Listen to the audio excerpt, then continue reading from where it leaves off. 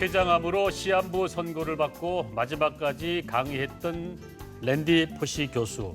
10년이 더 지난 일이지만 세상에서 가장 아름다운 작별 인사로 꼽히고 있습니다. 네, 2007년 당시 그의 마지막 강의가 인터넷에 공개되면서 세계인들의 마음을 뭉클하게 했었는데요.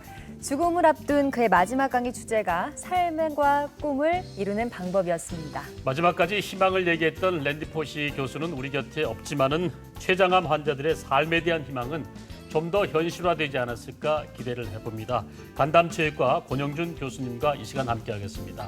안녕하십니까? 안녕하십니까? 자, 바쁜 데다가 스트레스도 쌓이다 보니까 요즘 속병을 달고 산다는 분들 참 많으실 텐데요. 요즘에는 소화기계 문제를 한두 개씩은 갖고 살다 보니까 참 심각한 경우가 많은데 이 속병보다도 더 속에 있는 병이 있다고 알고 있습니다. 어떤 병이 될 수 있을까요? 저희가 아는 이제 위, 대장, 그다음에 소장, 그다음에 십이지장 등의 이런 병들은 우리가 굉장히 잘 알고 있는 병들이고 그 빈도가 굉장히 잦은 병들입니다. 그래서 잘 알고 있지만 오늘 이야기하는 이 췌장이나 담도에 대한 일들은 잘 모르고 있습니다. 왜 이러냐면 일단 이게 발견하기 쉽지 않은 곳이고 그다음에 병의 유병률이 낮은 병이기 때문에 그렇습니다.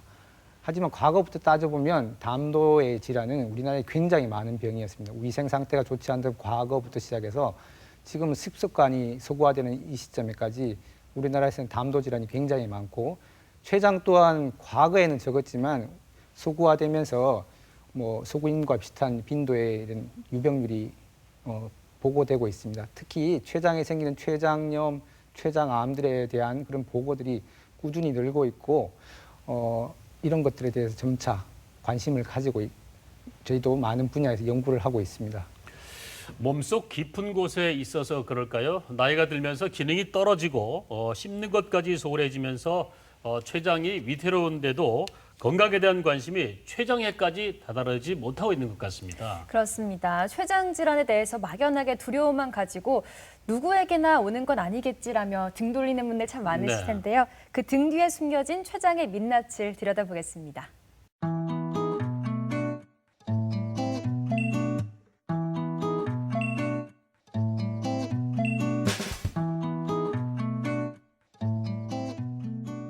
전문가의 선택, 췌장에 대한 오해와 진실 OX로 체크해 보겠습니다. 먼저 첫 번째 질문 드립니다.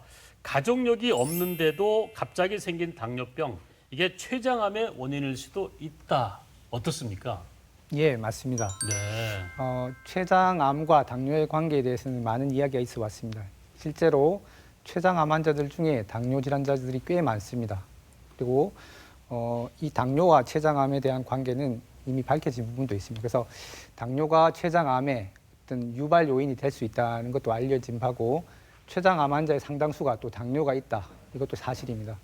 역으로 거꾸로 생각해 보면 왜 그럴까 생각해 보면 이 췌장암이 생김으로 인해서 또 당뇨가 발생하는 경우도 있습니다. 따라서 췌장암과 당뇨의 관계는 밀접한 관계가 있습니다. 특히나 이 없던 당뇨가 생긴다든지 성인이 돼서 특히 췌장암이 발생할 수 있는 성인이 돼서 그런 병들이 새롭게 발생한다면 한 번쯤은 연관성을 생각해 볼 수도 있을 것 같습니다. 네, 알겠습니다. 자, 두 번째 질문 드리겠습니다. 갑자기 고기가 싫어지고 소화가 잘 안 된다면 췌장 질환을 의심해야 된다. 이건 어떻습니까? 예, 이것도 역시 맞습니다. 네. 우리가 소화 기능이라고 하면 위, 십이지장 등의 이제 어떤 소화 기능을 생각하게 되는데 췌장이 소화에 있어서 굉장히 중요한 일을 하고 있습니다. 췌장에서 분비되는 소화액이라는 것이 있는데 이 소화액이 우리가 알고 있는 탄수화물, 지방, 단백질, 육류들 포함하게 되겠죠. 다 대부분을 소화시키는데 굉장히 중요한 역할을 하게 되기 때문에 췌장에 문제가 생겼을 때 이런 것들에 영향을 줄 수 있습니다. 특히나 급성 췌장염이 생기게 되면 췌장이 이제 부어오르게 되고 그로 인해서 복통이 생기고 췌장에서 발생한 그런 염증 반응이 생기는 물질들이 식욕을 떨어뜨리고 음식을 잘 못 먹게 합니다. 그렇게 되면 특히 이제 고기 같은 자극적인 것들은 잘 먹기가 힘들어지게 되겠죠. 그리고 만성 췌장염의 경우에는 실제 이제 췌장이 이렇게 꽃감처럼 쪼그라들어 버립니다. 그러면서 췌장에서 분비가 되는 췌장액이 실제 분비가 줄게 되고 이것이 소화 기능 장애로 연결이 되게 됩니다. 특히나 육류 중에서 그런 지방 같은 것들이 특히 소화가 잘 안 되게 되고 그로 인해서 소화 후에 덜 된 지방이 변으로 배설되는 지방변이 발생할 수 있습니다. 마지막으로는 췌장암에서도 마찬가지인데 암이 생기게 되면 이 췌장암은 염증을 잘 만듭니다. 이 염증 물질이 또 만들어지게 되고 또 췌장암 자체의 어떤 암에 의한 영향도 생기게 되고 또 췌장암이 발생할 때까지는 췌장 기능이 많이 떨어져 있게 됩니다. 그로 인해서 이제 췌장에서 소화액이 분비가 줄고 환자는 이제 소화가 잘 안 된다. 이런 연관성과 일맥상통하게 되는 거죠. 그래서 말씀하신 대로 육류나 아니면 지방, 특히 이런 단백질 이런 것들의 소화가 잘 안 된다고 느껴질 수 있는 것입니다. 네. 세 번째 질문 드립니다. 두 번 다 맞는 걸 질문 드렸는데 이번에는 어떤지 궁금하거든요. 네. 자, 통증 때문에 자꾸 옆으로 눕게 된다면 췌장에 문제가 생겼기 때문이다. 어떻습니까? 예, 뭐 이것도 X였을까 싶지만 O가 맞습니다. 네. 통증과 췌장의 관계는 잘 생각해 보면 아주 단순하게 생각할 수 있습니다. 우리가 복부에 있는 장기들을 보면 위, 대장, 소장이 있는데 얘네는 그냥 우리가 뱃속에 가장 가까운 배 가까이에 있습니다. 근데 췌장이란 장기는 복부 장기라고 하지만 우리가 누우면 등 쪽에 가깝게 후복강이라는 뒤쪽에 있는 장기입니다. 그럼 뒤쪽에 있는 것이 무엇일까 생각을 해보면 첫 번째는 제일 굵은 혈관인 대동맥이 있고 두 번째는 그 뒤로 가면 척추가 있습니다.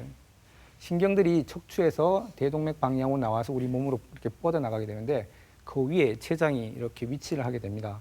그래서 췌장염, 췌장암을 이제 나눠서 생각을 하자면 췌장염이 오게 되면 그런 신경들에 자극을 주게 되게 돼 있습니다. 또 췌장암이라면 그런 신경 쪽으로 암이 침범을 함으로 인해서 통증이 유발이 되게 되는데 이 통증이 앞쪽으로도 올 수 있지만 등 쪽으로 방사통이라고 해서 뒤쪽으로 뻗치게 되어 있습니다. 네. 근데 이런 통증들은 특징적으로 어떤 게 있냐면 등을 구부리거나 옆으로 숙이거나 이렇게 했을 때 통증이 줄어드는 경향이 있기 때문에 췌장 질환이 있는 분들 중에는 이렇게 위치를 아니면 통증을 호소했을 때 이렇게 좋아진다라고 호소하는 분들이 꽤나 있습니다. 네. 네. 자, 췌장에 대한 오해와 진실 알아봤습니다. 네, 소화기계 중에서요, 위나 대장 같은 기관은 정기적인 검사를 자주 받잖아요. 네네. 근데 췌장 검사를 받는다, 이건 잘 못 본 것 같습니다. 소화기계 중에서도 상대적으로 관심을 덜 받는 걸로 보이는데요. 이렇게 무관심해도 되는 기관인지도 궁금하고요. 또 실제로 췌장암의 발생 빈도는 어떤가도 궁금합니다. 남성은 전체 9위, 여성도 마찬가지 9위입니다. 이게 몇 년 전 통계인데 아마 남성은 더 올라갈 것 같습니다.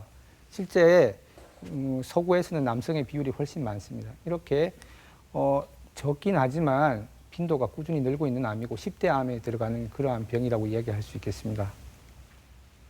그리고 췌장암의 빈도라고 되어 있는데 발생 연령대가 있는데 보시면 이제 나이가 들어가면서 발생하는 특징이 있습니다. 젊은 연령대는 거의 발생을 하지 않고 50대 넘어서 60대, 70대 되면 빈도가 꾸준히 증가하는 그런 병으로 되어 있습니다. 실제로 해마다 발생하는 빈도를 숫자로 따지더라도 이 빈도는 늘고 있고 수명이 늘고 있는 현대 사회에서 췌장암의 빈도가 늘 것이라는 것은 자명합니다. 네. 이제 췌장 질환하면 통증이라는 단어가 딱 떠오르는데 췌장이 유독 통증에 예민한 이유가 있습니까, 교수님? 신경 다발들이 췌장과 가까이 지나가게 되어 있습니다. 그리고 이런 것들과 어떤 영향을 주고받게 되는데 췌장에 염증이 생긴다든지 또는 뭐 아니면 암이 생긴다든지 하면 다른 장기하고 다르게 쉽게 통증이 유발될 수 있는 것입니다. 네. 네. 그래서인지 췌장을 두고 우리 몸속에 중요한 화학 공장이라고도 합니다. 네. 그런데 이 공장에 문제가 생기면 필요한 기능을 못하는 걸 넘어서서 생명까지 문을 닫을 수도 있다고 하는데요. 이 췌장암의 생존율이 다른 암에 비해서 많이 걱정스럽기 때문에 이런 얘기가 나오는 걸까요?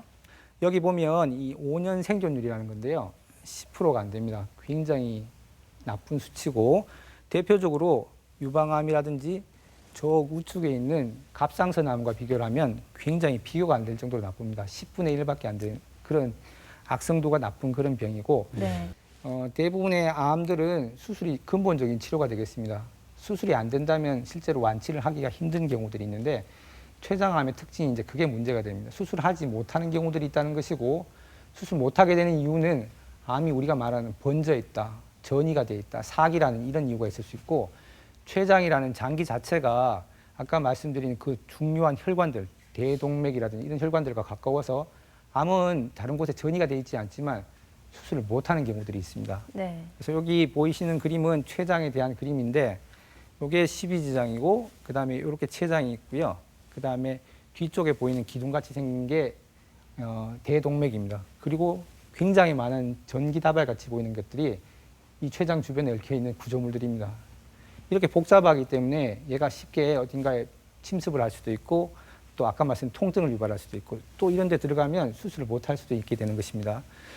그래서 실제로 찾아오는 분들을 국가암등록센터에 있는 자료를 가지고 분석을 해봤더니 찾아오는 분 중에 처음에 수술할 수 있다고 우리가 단언할 수 있는 사람이 한 20% 정도 되고 그 다음에 이게 아예 처음부터 번져 있다 또는 침습이 되어 있다 이렇게 해서 수술하기 힘들 것 같습니다 라고 우리가 답을 드리는 분이 이 정도고 그리고 그 중간쯤에 모호한 경우가 있습니다.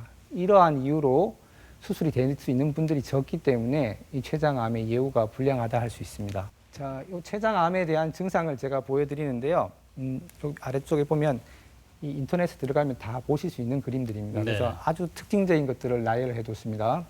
첫 번째는 흔한 증상이 뭘까 하는 건데 복통입니다. 아까 말씀드린 등 쪽으로 오는 그런 통증들이 있는데 제가 뵙게 되는 분들의 상당수는 수술을 할 수 있는 분들이 많아서 실제로 복통으로 오시는 분은 그렇게 많지 않습니다.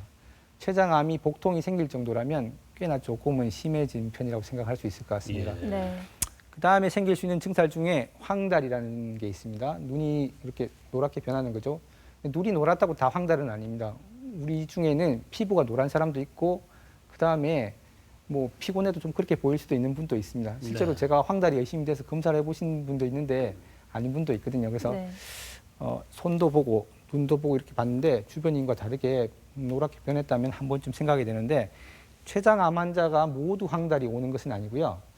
췌장암 중에 췌장의 오른쪽 왼쪽 편이 있는데 오른쪽 편으로 간장에서 내려가는 담즙이 내려가는 담도가 있습니다. 그래서 오른쪽 췌장에 병이 발생하게 되면 머리 부분에 췌장에 담도가 막혀서 이런 황달이 생길 수 있는데요. 이렇게 되면 이제 여기 보면 소변 색깔이 아까 황달 증상이고 진하게 된다는 거. 소변으로도 황달 물질이 배설이 되기 때문에 그렇습니다. 두 번째는 회색 대변이 이게 무슨 말이냐면 우리가 스튜디오에 있지만 벽에 보면 그런 회백색, 벽돌 색깔이 있습니다. 그렇게 되는데 이게 왜 그러냐면 우리가 밥을 먹으면 담즙이 이 음식과 섞여서 나중에 배설이 되게 됩니다. 그 착색된 게 이 담즙 색깔인데 네네. 얘가 안 내려가기 때문에 변이 하얗게 나오는 겁니다. 네. 그리고 이게 담즙 성분이 피를 타고 다니면서 우리 몸속에 피하 지방에 침착이 되게 되면 막 가렵습니다. 밤에. 그래서 뭐 피부에 염도 없는데 자꾸 가렵게 되는데 얼굴을 보면 노랗고 이런 게 있죠. 그 다음에 얼마나 많이 발생하느냐. 황달이 생길 수 있는 이유는 굉장히 많은데 췌장암 중에 췌장 머리 부분에 암이 생기는 빈도가 높기 때문에 이렇게 많은 수에서 황달이 생길 수 있다라고 이야기할 수 있습니다. 네. 그 다음에 체중 감소 소화장애라는 것이 있는데 체중이 줄어드는 것은 잘 못 먹게 되니까 그렇고 그것은 암에서 발생하는 어떤 물질 염증 반응들이 우리 몸에서 대사를 문제를 유발하게 됩니다. 그래서 체중이 감소를 하게 되고 소화장애 마찬가지죠. 아까 말씀드린 대로 그런 소화 성분들이 분비가 되지 않음으로 생기는 것들이 생기고 또 아프기 때문에 잘 안 먹으려고 합니다. 환자가. 그 다음에 식욕 자체가 떨어져서 안 먹게 되고 이러한 여러한 영향들이 체중 감소와 소화장애로 연결이 되게 됩니다. 그리고 당뇨병은 아까 말씀드린 대로 역시 이 당뇨라는 것이 암에 의한 현상일 수도 있고 당뇨가 암을 유발할 수 있는데 실제로 당뇨가 있는 사람들 중 암이 있는 환자들 중에 이 당뇨가 있는 사람이 많은데 그러면 어떤 사람들이 특징이 있느냐 이 나중에 새로 생긴 겁니다. 어릴 때부터 있던 뭐 일형 당뇨라든지 이런 경우들은 문제가 되는 것이 아니고 암이 생길 나이대에 갑자기 당뇨가 온 겁니다. 몇 달 전부터 갑자기 뭐 물도 많이 먹고 소변도 작고 체중이 빠지고 혈당을 쟀더니 올라간다. 그리고 뭐 그전엔 그런 적이 없어 건강하신 분이었던데 이런 변화가 갑자기 온다면 한 번쯤은 연관성이 있을 거라고 생각할 수 있는 것입니다. 그런데 실제로는 췌장암 조기 진단이 쉽지 않다고 그러는데요.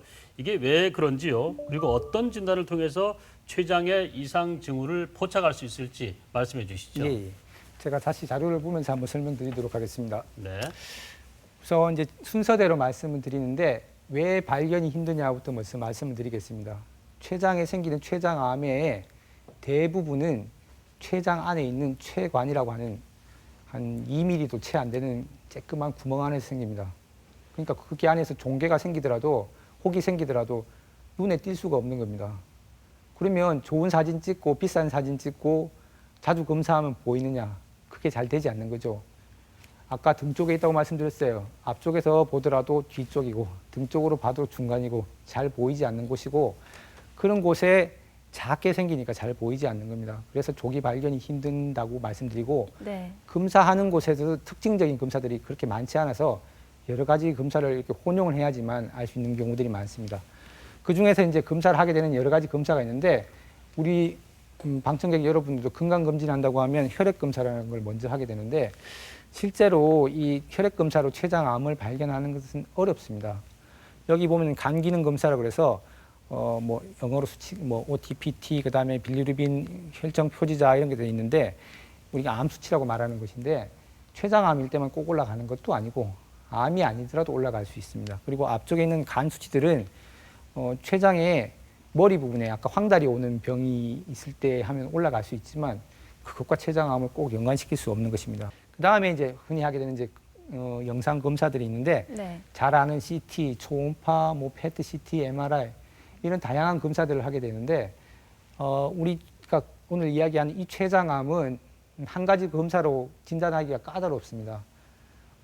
직접 볼 수 없는 곳이기 때문에 간접적인 검사를 통해서 할 수밖에 없고 간접적인 검사이기 때문에 종합해서 할 수밖에 없습니다. 그래서 왜 췌장이 불편하다고 하는데 검사를 많이 하지가 아니고 정확도를 높이기 위해서 왜냐하면 수술을 해야 될 수도 있고 하기 때문에 검사를 하게 되는 것입니다. 첫 번째 이 초음파 검사라는 것이 있는데 이 노랗게 보이는 부분이 췌장인데 네. 이 앞쪽에 소장과 대장, 위장이 가리고 있습니다. 그래서 실제로 초음파로 발견하는 게 쉽지 않습니다. 그런데 아주 이렇게 자세히 보게 되면 이렇게 안쪽에 종괴가 발견되거나 췌장관 안에 좁다란 곳에 혹이 생겨서 췌장관이 늘어나는 것을 발견하는 경우도 있습니다. 네. 두 번째는 이제 영상 검사 중에 여기 CT라든지 MRI, PET 스캔이라는 게 있는데 마찬가지로 상호 보완적인 검사입니다. 여기 우측에 있는 것이 CT 스캔입니다. 화살표로 표시된 부분이 종양이 있는 부분이고 이 부분은 종양이 그래도 한 2, 3cm 정도 자랐습니다. 그래서 이렇게 보이는 것이고 그 부분을 MRI를 찍어서 주변의 범위를 확인을 한번 더 하게 되는 것이죠. 그 다음에 이것은 PET CT라는 건데 CT 사진하고 여기 보면 이렇게 주변과 다르게 얼룩이 진 것들이 보이는데 그중에 빨갛게 보이는 것이 있습니다. 이 종양이라는 것이 포도당을 먹고 사는데 포도당이 그 안으로 많이 들어가게 돼 있어요. 그래서 포도당에다가 이렇게 빨갛게 보일 수 있는 그런 물질을 붙여서 사진을 찍으면 CT를 보면서 이렇게 특징적으로 더 볼 수 있는 겁니다. 네. 주로 언제 쓰냐면 진단 과정에도 쓰이지만 이분처럼 혹시나 다른 곳에도 병이 있지 않는지 이런 것들을 선별할 때 사용할 수 있습니다. 그 다음에 이제 중요한 것이 뭐냐면 ERCP라는 검사가 있는데 내시경인데 특수 내시경이라면 생각하시면 되고요. 이 그림에서 보면 이 둥글게 생긴 게 위장이고 노랗게 생긴 것이 췌장이고 그 옆에 돌아가고 있는 것이 십이지장입니다. 12지장 쪽으로 넣어서 연결되어 있는 담도 방향에 넣어서 이 췌장의 머리 부분에 문제가 있는 것이 아닌지 검사를 하게 되고 이 검사를 통해서 이 췌장 안에 있는 곳에 그런 조직을 채취해서 진단 과정에 활용할 수도 있습니다. 그 다음에 이 내시경 초음파라는 것이 있는데 그냥 초음파를 하면 아까 잘 안 보인다고 말씀드렸어요. 앞에 위장이 가리고 있기 때문에 초음파가 이것 때문에 가려서 볼 수가 없어요. 그래서 이렇게 내시경을 넣은 다음에 내시경 끝에 초음파를 달아서 가까운 곳에서 비추면 잘 보이겠죠. 이게 그런 검사고 우측에 있는 그림이 그러한 것입니다. 그리고 예를 들어서 여기 종괴가 있다면 우측 그림에도 있지만 여기에서 이렇게 바늘을 찔러 넣어서 검사를 해볼 수도 있습니다. 그래서 조직을 채취할 수 있는 이런 특징이 있는 것이 내시경 초음파 검사가 되겠습니다. 네. PET CT는 아까 전에 한번 말씀드렸던 것이고 우측에 있는 그림과 같은 기구 안에 들어가서 촬영을 하게 되는 것입니다. 그 다음에 조직 검사 이야기는 아까 전에 내시경 초음파에서 말씀드린 것인데 그림에 우측 그림에 보이지만 이렇게 내시경이 들어갔고 앞쪽 부분에 초음파가 달려 있습니다. 그리고 내과 선생님께서 이렇게 바늘을 찔러 넣어서 종괴가 있는 부분을 찾아 들어가서 조직을 채취하면 확실한 진단을 할 수 있는 것입니다. 60세 이상이라면 췌장 점검을 위해서라도 복부 초음파나 복부 CT를 한 번씩은 알아봐야 될 것 같은데요. 네. 실제 검진 중에 무엇인가 발견된다면은 양성 종양이나 암이냐에 따라서 그 이후에 상황이 달라질 텐데요. 췌장 진단 중에 긴장해야 할 만한 종양에는 어떤 것들이 있을까요? 첫 번째 악성 췌장 종양이라는 것인데 췌장암의 대부분입니다. 이게 여기 췌관선암종 이게 알고 있는 그 췌장암이고 굉장히 나쁜 병입니다. 이렇게 종괴가 있는데 이렇게 안쪽에 있는 췌관이라는 것이 있습니다. 얘가 이렇게 있고 주변으로 이렇게 관들이 나와 있는데 그 속에 있는 세포에서 발생해서 이렇게 덩어리가 지게 되는 겁니다. 덩어리가 위암보다는 작지만 얘는 더 나쁠 수도 있어요. 이것이 췌관선암종이고 우리가 알고 있는 일반적인 췌장의 악성 종양이고 불행하게도 췌장에 발생하는 종양의 거의 8, 90%를 차지하는 병입니다.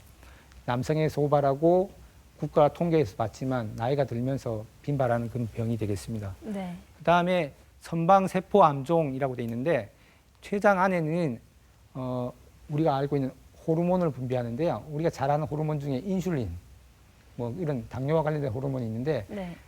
이런 호르몬을 분비하는 세포들이 잔뜩 들어 있습니다. 그런 세포에서 암이 발생했다는 건데 그런 종류 중에 하나입니다. 역시나 빈도는 한 1에서 2% 정도 되고 남성에 많이 발생하는데 전자에 있는 병보다는 악성도가 조금 낮을 수 있는 그런 병이 되겠습니다.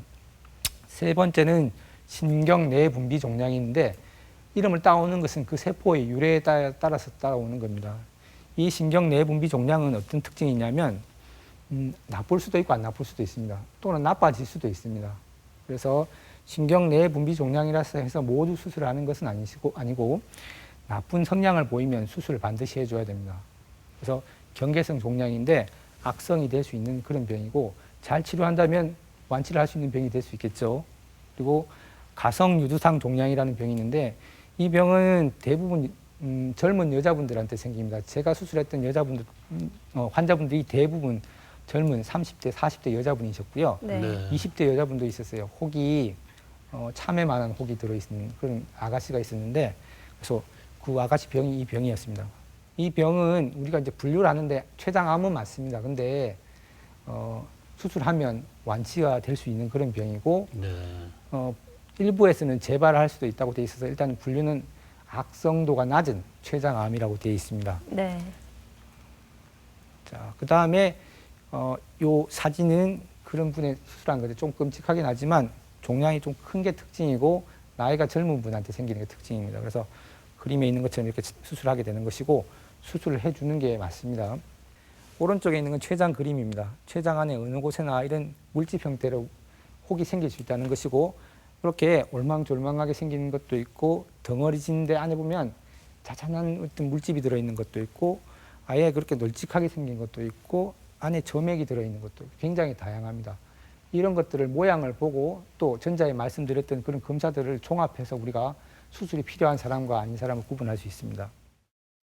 그 중에 이제 첫 번째 이 장액성 낭종 이름이 굉장히 어렵습니다. 장액이 뭐냐면 우리가 물집이 생기면 터트리면 맑은 물이 흘러나오지 않습니까? 네. 그걸 장액이라고 합니다. 그래서 얘는 그냥 물집이기 때문에 구분만 된다면 수술이 꼭 필요하지는 않습니다.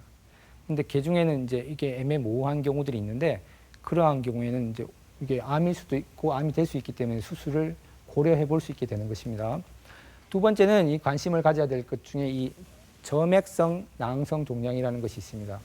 점액이라는 게 끈적끈적하는 것이고 젤리처럼 끈적끈적하다는 얘기인데 우리 몸에서 끈적끈적한 젤리가 만들어지면 비정상적인 거죠. 그러니까 그걸 만드는 세포가 벌써 이상해졌다고 우리가 추정을 할 수 있는 겁니다. 네. 그래서 이런 것들은 어떤 특징이냐면 여자분들한테 주로 생기고 나이가 있으신 분들한테 그다음에 안쪽에 세포가 이상해지면서 이런 점액을 만들기 시작한 겁니다. 그래서 비정상적인 것이고 얘네가 어떤 거냐면 안에서 혹을 형성하면서 암이 됩니다.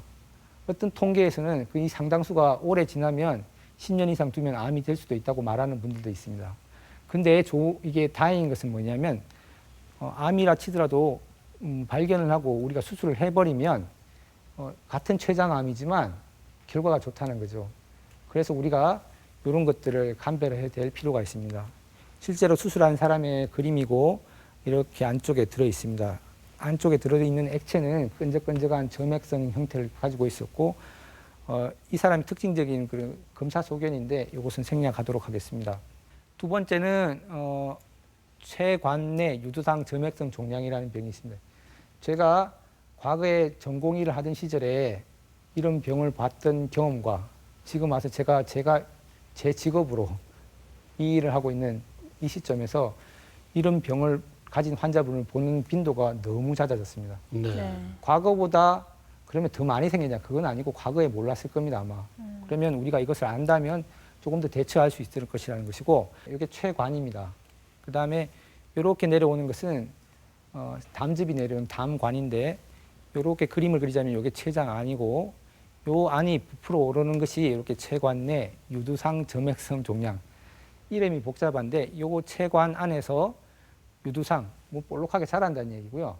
걔가 끈적끈적한 액체를 만든다는 것이죠. 네. 그래서 그것이 나빠질 수 있는 그런 형태인데, 얘도 이렇게 타입이 두 가지가 있는데 크게 좀 더 분리하면 세 가지고, 이렇게 길다란 관 안쪽에서 생기는 것이 있고, 그 다음에 바깥쪽에서 옆풀떼기에서 자라는 것이 있는데요. 이게 이렇게 생긴 경우에는 상당수 50% 이상에서 암이 될 수 있다고 되어 있습니다. 그리고 아래쪽에 이렇게 옆에서 자라는 경우는 악성의 빈도가 조금 낮은 것으로 되어 있죠. 그래서 네. 구분해서 보고 이러한 경우에 전암성 병소가 될 수 있다고 하는 것을 우리가 알고 있어야 됩니다. 네.